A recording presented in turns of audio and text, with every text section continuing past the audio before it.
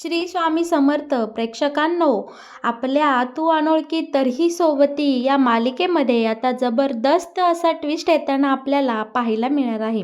बरं का प्रेक्षकांनो, इकडे मालिकेमध्ये आता आपल्याला असं पाहायला मिळणार आहे की आपली निकी अर्पिताला सलील आणि तिच्यामध्ये असलेल्या सगळ्या नात्याची एकदम उघड उघड कबुली देणार. पण या दोघांच्याही नात्याला आता नीलांबरीचा इकडे विरोध असणार. पण नीलांबरीच्या आणि त्या कविताच्या नाकावर टिचून समीर अर्पिता निक्की सलीलच्या पाठीमागे खंबीरपणे उभं राहत त्या दोघांचंही लग्न लावून देणार. आणि हे सगळं कशा प्रकारे मालिकेमध्ये घडत जाणार हे जर तुम्हाला जाणून घ्यायचं असेल तर मंडळी, तुम्ही आपला हा व्हिडिओ अगदी शेवटपर्यंत बघा. स्वामींच्या कृपेने इकडे राजसीचा प्लॅन पूर्णपणे फ्लॉप झालेला आपल्याला पाहायला मिळणार आहे.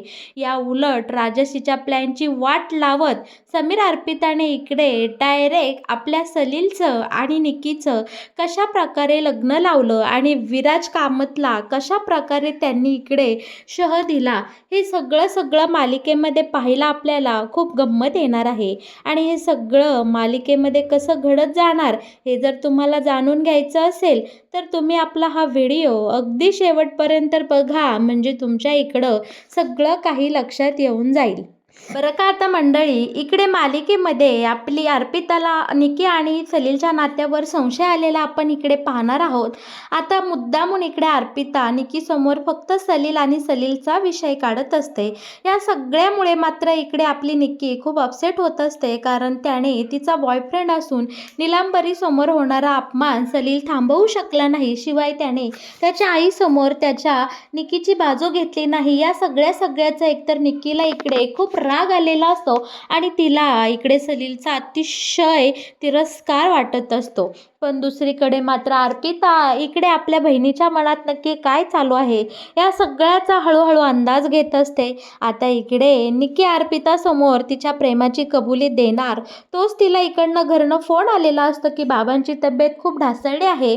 खरं तर तिकडे तो मूर्ख नचिकेत मीनाक्षीला घेऊन घरी गेलेला असतो आणि त्यामुळे त्याच्या वागण्यामुळे तिथं घरामध्ये चाळीमध्ये खूप मोठा राडा झालेला आपण पाहणार आहोत. आणि इकडे कल्याणी त्या नचिकेतला समजावत असते, अरे बाबांची तब्येत खूप खराब आहे, प्लीज तू आता इथून जा, तू हा विषय काढू नको. पण नचिकेत इतका अहंकारात बुडून गेलेला असतो, तो त्या मीनाक्षीच्या अतिशय नादी लागलेला असतो. त्या मीनाक्षीने याला 5 लाख रुपये काही दिलेले असतात घर सोडवण्यासाठी, तर हा डायरेक्ट इकडे बाबांकडे घरावरचा सगळा ताबा तुम्ही माझ्या नावावर करा अशी इकडे पेपर्स घेऊन आलेला असतात. पण मात्र इकडे आता बाबांनी या सगळ्याला साफ नकार दिलेला असतो. आता अखेरीस इकडे कविता मध्यस्थी करत या नचिकेतला डायरेक्ट घरातून हाकलून देताना आपल्याला इथे पाहायला मिळणार आहे. ज्यावेळीस आता हा नचिकेत इथनं निघून जातो, पण नचिकेत इतका मूर्ख आणि कोरडा झालेला आपल्याला पाहायला मिळणार आहे. त्याच्यामध्ये माणुसकीचा लवलेशही राहिलेला नसतो.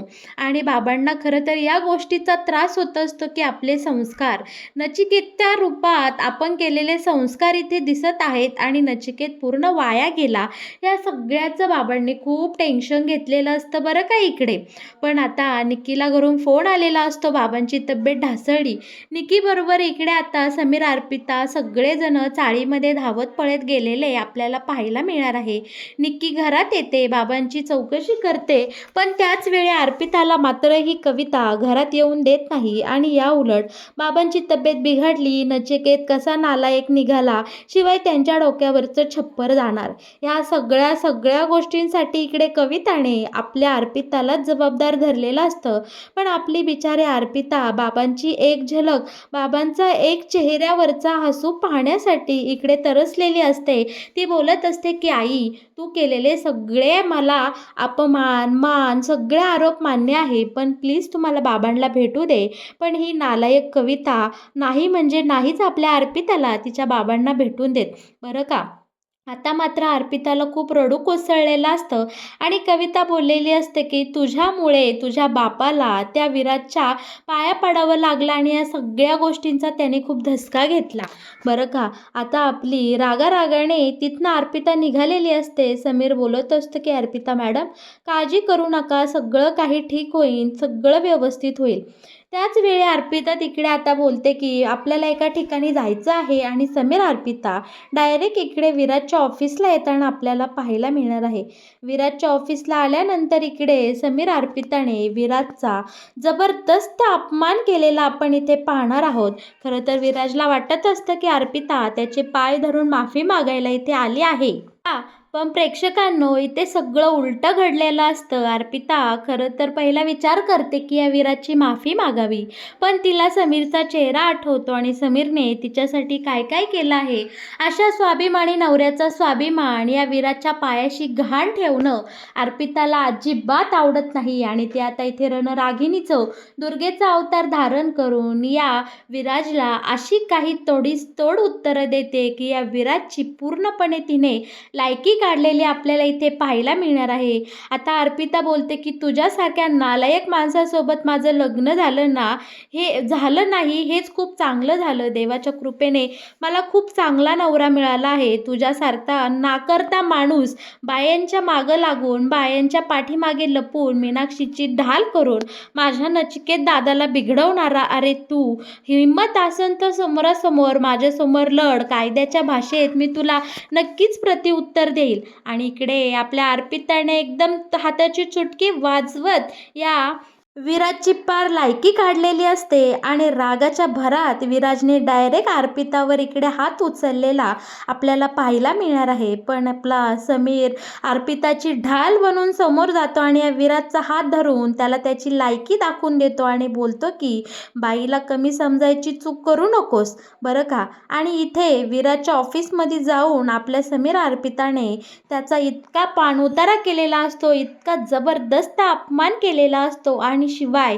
इकडे आपल्या समीरने आता या विराजला चॅलेंज केलेलं असतं की नाही तुझी सगळ्या समाजासोबत आबरू काढली, तुझ्या आबरूचे धिंडवडे उडवले तर नावाची समीर अर्पिता नाही आहोत आम्ही बरं का.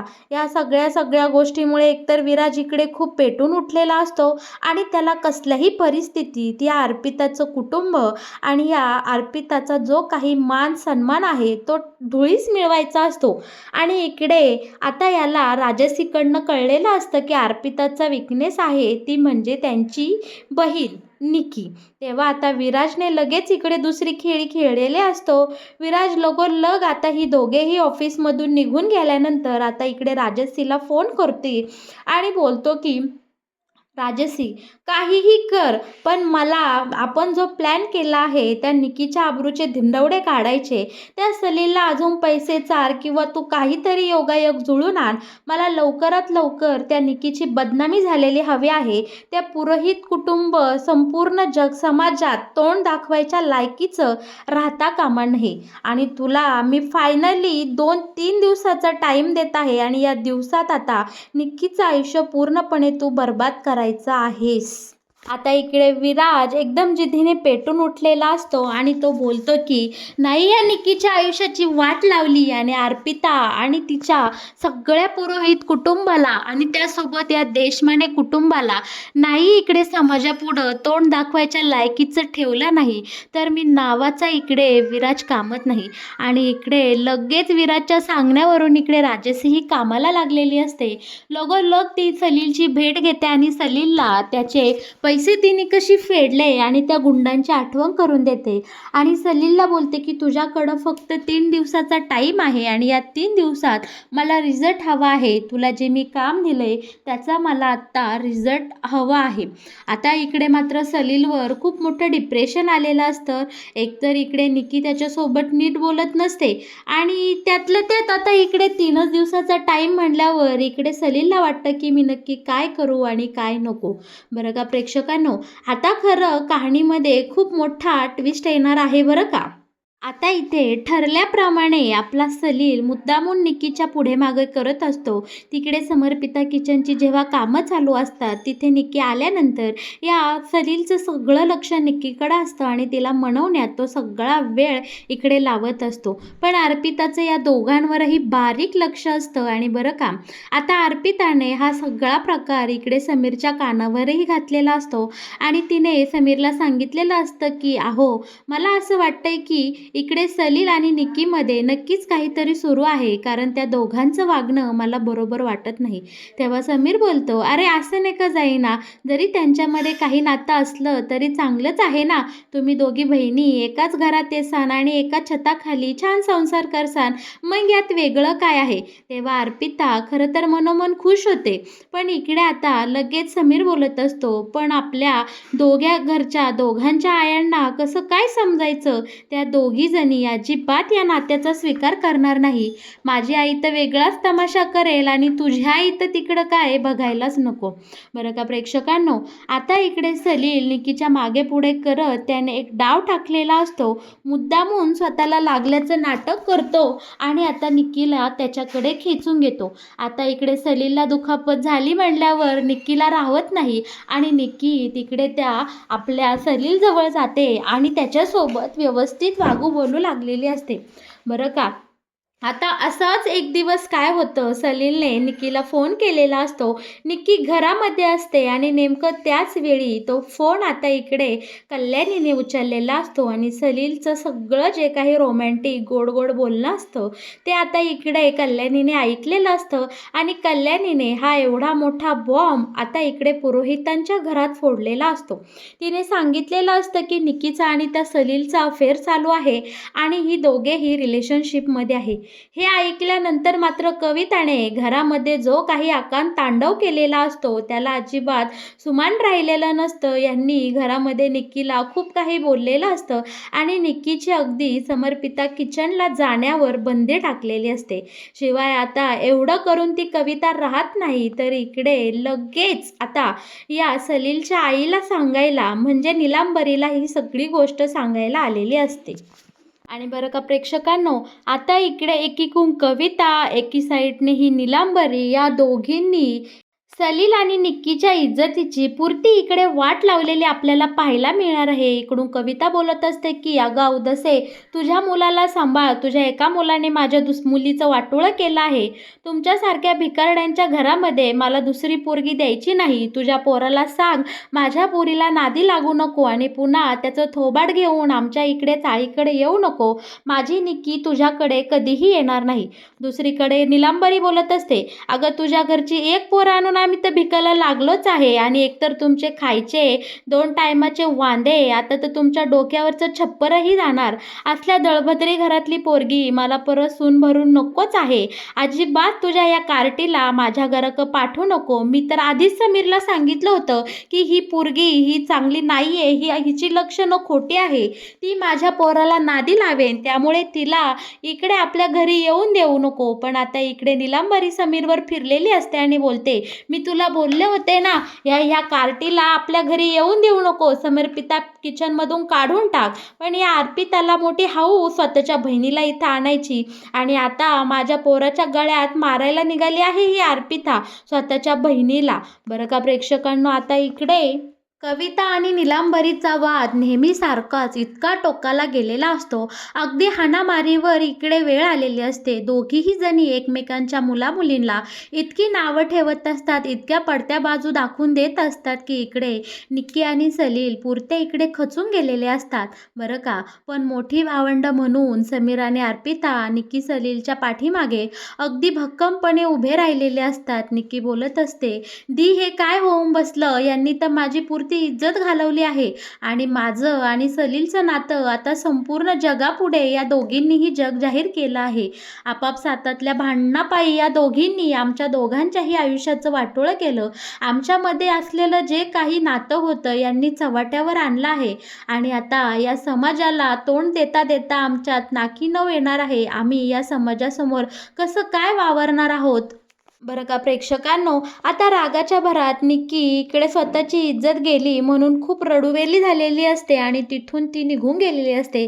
तिच्या पाठोपाठ सलीलही गेलेला असतो. अगं निक्की रडू नकोस, थांब थांब निक्की, तिला अडवण्यासाठी. आणि या दोघांच्या पाठोपाठ आता या कविता आणि निलांबरीला असंच भांडत ठेवत आता इकडे समीर अर्पिताही गेलेले असतात. दोघांचीही खूप समजूत घालतात. अर्पिता समीर या दोघांच्याही पाठीशी खंबीरपणे उभे राहिलेले असतात. पण इकडे निक्की मात्र आता कोणाचंही ऐकून घ्यायच्या मनस्थितीत नसते. पण आता प्रेक्षकांनो, इकडे मोठी बहीण आणि सलीलचा मोठा दादा म्हणून समीर अर्पिता या दोघांचंही लग्न लावून देण्याचा एक धडाकेबाज निर्णय इथे घेताना आपल्याला पाहायला मिळणार आहे. आणि त्याच वेळी क्षणाचाही विलंब न करता आपली समीर अर्पिता स्वामींच्या मठात जाऊन स्वामींच्या आशीर्वादाने इकडे सलील आणि या निक्कीचं लग्न लावून देताना आपल्याला पाहायला मिळणार आहे. बरं का प्रेक्षकांनो, अखेरीस आता आपल्या निक्कीच्या गळ्यात त्या समीरच्या नावाची माळ पडलेली आपण पाहणार आहोत. आणि या सगळ्या प्रकरणामुळे अर्पिताला बर्बाद करण्याचा म्हणजे इकडे निक्कीच्या थ्रो अर्पिताला त्रास देण्याचा इकडे राजसी आणि या कबीरचा सगळा प्लॅन इकडे फ्लॉप झालेला आपल्याला पाहायला मिळणार आहे. आणि या विराजचीच उलट विराजचे सगळे डाव फसवून आता त्याची नाचक्की झालेली आपण इकडे पाहणार आहोत. पण या सगळ्यामुळे आता कविता आणि नीलांबरी जेव्हा आपल्या या निक्की आणि सलीलचं लग्न समीर अर्पिताने लावून दिलंय ही गोष्ट जेव्हा घरी कळेल, त्याने जो काही घरामध्ये तमाशा होणार आहे ना प्रेक्षकांनो, तो पाहायला खरं तर आपण सगळे असणारच आहोत. तर मग कसं वाटलं तुम्हाला अनोळखी या मालिकेत येणारा हा नवीन ट्विस्ट? या मालिकेचे असेच नवनवीन अपडेट जर तुम्हाला सगळ्यात आधी जाणून घ्यायचे असतील तर तुम्ही आपल्या या व्हिडिओला नक्की लाईक करा आणि हो, आपल्या चॅनलला सबस्क्राईब केल्याशिवाय अजिबात कुठे जाऊ नका. धन्यवाद.